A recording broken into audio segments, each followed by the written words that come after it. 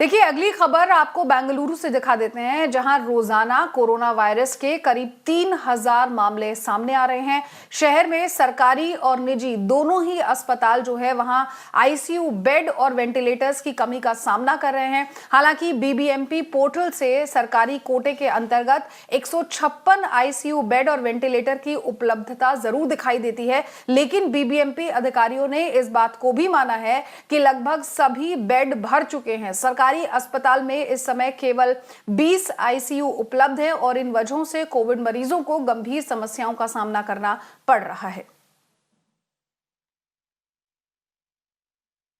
मेरे साथ मेरी सहयोगी नेहा यहां पर ज्यादा अपडेट के लिए जुड़ गई है। नेहा, क्या कुछ और जानकारी आपके पास है? जो प्राइवेट हॉस्पिटल्स हैं, जो सरकारी अस्पताल हैं, वहां पर बेड्स जो हैं वो भर चुके हैं, ऐसे में जहां लगातार कोरोना के मामले बढ़ रहे हैं, क्या कोई और इंतजाम यहां पर राज्य सरकार करने वाली है?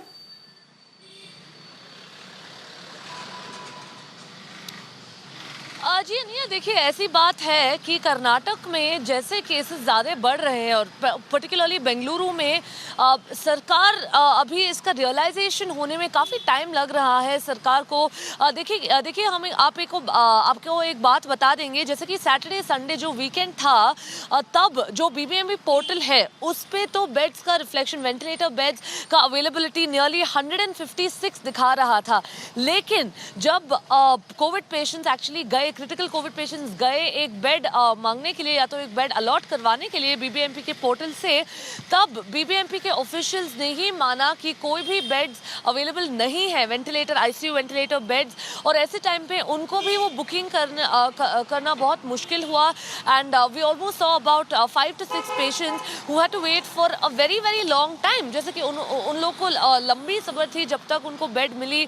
और ऐसे टाइम पे काफ़ी पेशेंट्स को ये क्रिटिकल या तो फेटल टाइम भी बोला जा सकता है। तो ऐसे टाइम पे अभी तो कर्नाटक की सरकार ने कुछ बोला नहीं है बेड्स पे, और हम देख रहे हैं कि जो प्राइवेट हॉस्पिटल्स थे जिनको 50% बेड्स रिजर्व करना था, उनमें से भी बहुत सारे प्राइवेट हॉस्पिटल्स ने नहीं रिजर्व किए हैं। कल जब हमने बीबीएमपी ऑफिसर से बात किया इसके बारे में, उन्होंने बताया कि एटलीस्ट 15 प्रोमिनेंट हॉस्पिटल्स है, बड़े प्राइवेट हॉस्पिटल्स, जिन्होंने बेड्स नहीं रिजर्व किया है कोविड के लिए, और इसी कारण अभी बेड्स की काफ़ी कमी हो चुकी है।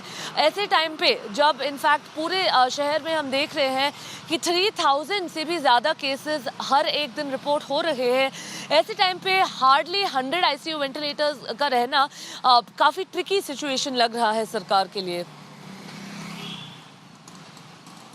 जी बिल्कुल, बहुत बहुत शुक्रिया नेहा इस तमाम अपडेट को हम तक पहुंचाने के लिए। तो परेशानी राज्य सरकार के लिए ज़रूर यहां पर बढ़ गई है, क्योंकि रोज़ाना कोरोना के जो मामले हैं वो बेंगलुरु में बढ़ रहे हैं, और ऐसे में निजी और प्राइवेट सरकारी अस्पताल दोनों ही जगहों पर बेड्स की कमी भी देखी जा रही है।